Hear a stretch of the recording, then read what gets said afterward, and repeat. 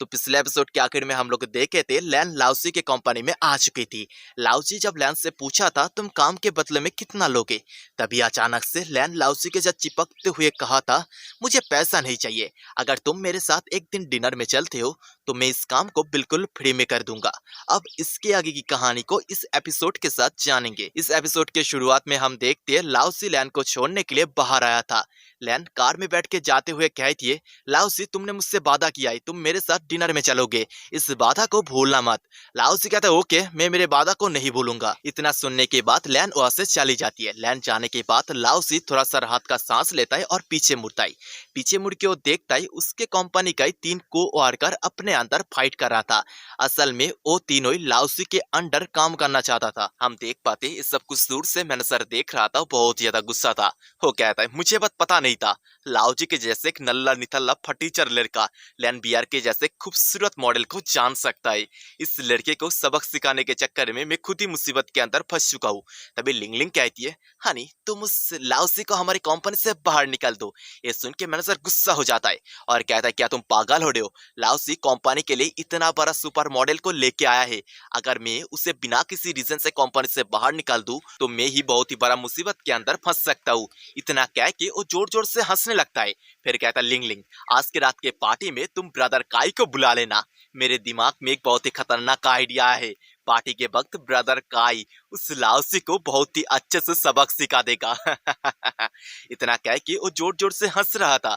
हालांकि लिंगलिंग को कुछ भी समझ में नहीं आती है लेकिन फिर भी वो हाँ कह देती है। फिर सीन शिफ्ट होकर रात के वक्त का सीन दिखाया जाता है जहाँ पर मैनेजर कंपनी के सारे कोवर्कर को लेके एक बहुत ही चमचमाते हुए बिल्डिंग के सामने आ चुका था।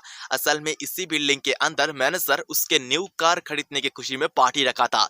सारे के सारे कंपनी के कोवर्कर उस चमचमाते हुए बिल्डिंग को देख के हैरान था और उनके आंखों में एक चमक थी। वो सब लोग कहता है इस बिल्डिंग को बस हमने हमारी जिंदगी में बाहर से देखा है, कभी भी हमें इस बिल्डिंग के अंदर घुसने का मौका नहीं मिला। इन लोगों से दूर खड़ा लाउसी सोच रहा था मैं यहाँ पर कभी भी नहीं आता अगर मुझे ये चीज जानने का जरूरत नहीं पड़ता मेरे कंपनी में काम करने के लिए कौन कौन लायक है और मुझे किन किन लोगों को कंपनी से बाहर निकाल देना है। और दोस्तों जिन जिन लोगों को समझ में नहीं आया मैं उन लोगों को क्लियर कर देता हूँ। असल में लाउसी जिस कंपनी में काम कर रहा है ये कंपनी लाउसी का ही है। दूसरी तरफ मैनेजर को दिखाया जाता है जिसके पास एक लड़का आता है और दोस्तों इसी लड़के का नाम काई है जिसे बुलाने का बात मैनेजर कर रहा था। मैनेजर काई के साथ हैंडशेक करते हुए कहता है ब्रदर काई तुम इतना दिन से कहाँ थे, बहुत दिनों से तुम्हारे साथ मुलाकात नहीं हुआ। काई कहता है असल में मैं इतना दिन से ब्रदर बाव के साथ वक्त बिता रहा था। ये सुन के मैनेजर सोचता है बाव ये आदमी असल में अंडरग्राउंड का बेताश बादशाह है और इसी के पावर के दम पे काई इतना ज्यादा उछलता है। तभी मैनेजर के पास काई आता है और कहता है ब्रदर ऐसे तुम कह रहे थे तुम्हारे कंपनी में एक बहुत ही टैलेंटेड लड़का आया है लेकिन अभी तक तुमने उससे मुझे मिलाया क्यों नहीं। मैनेजर लाउसी की तरफ उंगली पॉइंट करके कहता है मैं उसी लड़के के बारे में बात कर रहा था और उसके साथ साथ वो हमारे कंपनी के गॉडेस शामिन का बॉयफ्रेंड भी है। ये सुन के बाव थोड़ा बहुत गुस्सा हो जाता है और लाउसी के पास जाके लाउसी के तरफ हैंडशेक के हाथ बढ़ा के कहता है मेरा नाम काई है और तुम जरूर लाउसी हो। लाउसी काई को थोड़ा गौर से देखता है फिर कहता है क्या मैं तुम्हें जानता हूँ, ना मैं तुम्हें नहीं जानता हूँ तो तुम्हारे साथ मेरा कोई भी काम नहीं हो सकता है।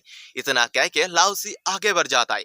लाउसी के इस बिहेवियर से काई बहुत ज्यादा गुस्सा हो जाता है और मन भी मन सोचता है इसकी माँ की भोला चेहरा ये मुझे इग्नोर करने का कोशिश कर रहा है। हम देख पाते दूर से मैनेजर और लिंगलिंग ये सब कुछ देख रहा था। मैनेजर कहता है फाइनली लाउसी ने ब्रदर काई को ऑफेंड कर दिया, अब ब्रदर काई लाउसी को नहीं छोड़ेगा। इतना कह के वो जोर जोर से हंसने लग जाता है। कुछ देर बाद सब लोगों को बिल्डिंग के अंदर पार्टी करते दिखाया जाता है। वहाँ पर प्रेजेंट सारे के सारे कंपनी के कोवर्कर मैनेजर को कार खरीदने की खुशी में बधाइयां दे रहा था। दूसरी तरफ लाउसी के पास शामिन आती है और कहती है लाउसी तुम कैसे लैंडबी की जैसे खूबसूरत मॉडल को जानते हो। लाउसी कहता है ये तुम्हारा बिजनेस नहीं है इसीलिए मैं तुम्हें नहीं बताऊंगा। ये सुन के शामिन गुस्सा हो जाती है और लाउसी के ऊपर ही गुस्सा करने लगती है। हम देख पाते दूर से काई इन दोनों को देख रहा था और मैनेजर के कंधे के ऊपर हाथ रख के कहता है ब्रदर बहुत देर तक पार्टी हो चुका है, अब सब लोगों को लेके सेकेंड फ्लोर में चलो। वहाँ पर ही हमारे प्लान का सेकेंड स्टेज से सेकेंड फ्लोर के अंदर ब्रदर होंग है, मैंने ब्रदर होंग को समझा के रखा है। ब्रदर हंग सबसे पहले सबको लालच देगा, फिर बाद में सबसे सब कुछ लूट लेगा। ये सुन के मैनेजर थोड़ा सा हिचक रहा था, फिर बाद में हाँ कह देता है। सीन शिफ्ट होता है और हम देख पाते वो सब लोग सेकंड फ्लोर में आ चुका है। सेकंड फ्लोर असल में गैम्बलिंग हाउस है।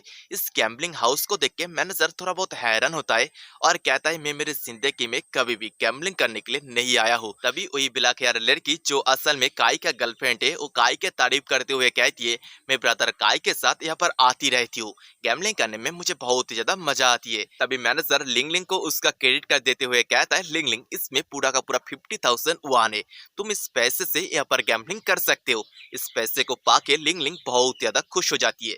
दूर से इन दोनों को शामिन देख रही थी। तभी शामिन के पास मैनेजर आती है और कहती है शामिन तुम्हारा बॉयफ्रेंड क्या तुम्हें गैम्बलिंग करने के लिए कुछ भी पैसा नहीं दे रहा है। तभी शामिन के सामने लाओजी आ जाता है और कहता है शामिन गैम्बलिंग मत करो, गैम्बलिंग एक बहुत ज्यादा फालतू चीज है जो लोगों के घर को भी उजाड़ सकता है। ये सुन के काई लाओजी को चिढ़ाते हुए कहता है शामिन असल में तुम्हारे बॉयफ्रेंड के पास बिल्कुल भी पैसा नहीं है, इसीलिए वो तुम्हें बातों में फंसा के यहाँ पर रोकने का कोशिश कर रहा है। ये सुन के शामिन भी गुस्सा हो जाती है और लाओसी को धकेल के आगे बढ़ते हुए कहती है लाओसी अगर तुम्हारे पास पैसा नहीं है तो तुम्हें खेलने का जरूरत नहीं है, लेकिन मैं खेलूंगी। ये कह के वो उसके दोस्तों के साथ चली जाती है। दूर से इन लोगों को काई और मैनेजर देख रहा था, दोनों ही स्माइल करता है और कहता है फाइनली मछली कांटे में फंस चुका है। इन शिफ्ट होके एक गैम्बलिंग बोर्ड का सीन दिखाया जाता है जहाँ पर उस गैम्बलिंग बोर्ड का होस्ट सबको कार्ड बांटता है। कार्ड देख के सबसे पहले एक लड़का उस कॉइन आगे बढ़ाते हुए कहता है डबल, और दोस्तों इसी लड़के का नाम होंग है जिसके बारे में काई बात कर रहा था। इसके बाद हमें बाकी गैमलर्स को दिखाया जाता है जिन लोगों का कार्ड अच्छा नहीं आया था, इसीलिए सब लोग पास कहता है।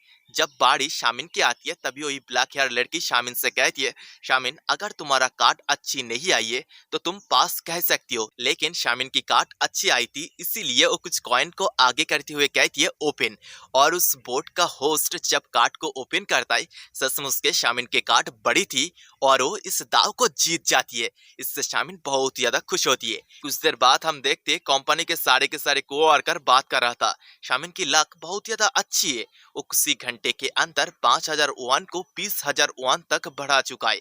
और दोस्तों आपको क्या लगता है, क्या शामिन ऐसे ही जीतते जीतते बहुत ज्यादा अमीर हो जाएगी या फिर वो होंग नाम का लड़का कुछ ऐसा कर देगा जिससे लाओसी को ही उसके साथ गैम्बलिंग करना पड़ेगा? इस बारे में जानने के लिए आपको नेक्स्ट एपिसोड देखना पड़ेगा क्योंकि यही पर ही हमारा ये वाला एपिसोड खत्म होता है। तो कुछ देर वेट करो, नेक्स्ट एपिसोड बहुत ही जल्दी आ जाएगा। तो बाय बाय यार।